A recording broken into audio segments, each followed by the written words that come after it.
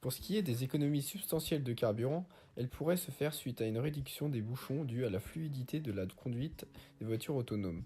De plus, cette automatisation permettrait de limiter les aléas de la consommation dus aux habitudes de conduite des conducteurs. Pour finir, le temps pendant lequel le véhicule se déplace, et plus précisément le temps passé à chercher une place, diminue grâce à la communication V2X entre les infrastructures et les véhicules. Voyons maintenant comment gérer une intersection. Partons du principe que 3 voies sur 4 sont à l'arrêt. La quatrième est alors libre de tout mouvement.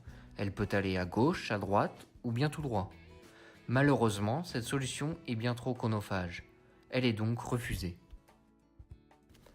La deuxième solution dit que si l'on connaît la vitesse ainsi que la position d'un véhicule, on peut alors déterminer quand il va rentrer dans le croisement.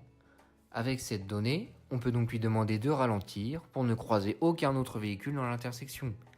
C'est cette solution qui est la plus plausible à l'heure actuelle.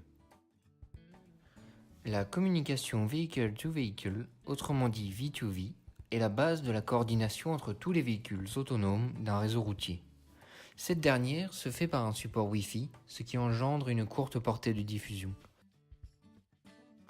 Cependant, chaque véhicule recevant un message peut alors transmettre à son tour ce dernier pour élargir le périmètre de diffusion.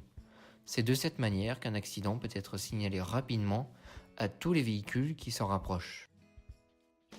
La programmation d'un véhicule autonome, il faut savoir et retenir qu'un véhicule autonome est composé de beaucoup de capteurs, ainsi que des programmes avec de nombreuses conditions, ainsi permettant de répondre à tous les cas éventuels qu'on pourrait rencontrer, comme par exemple avec des capteurs à ultrasons pour alerter des collisions, ou encore par exemple avec des capteurs de luminosité pour gérer l'éclairage intérieur et ou extérieur du véhicule.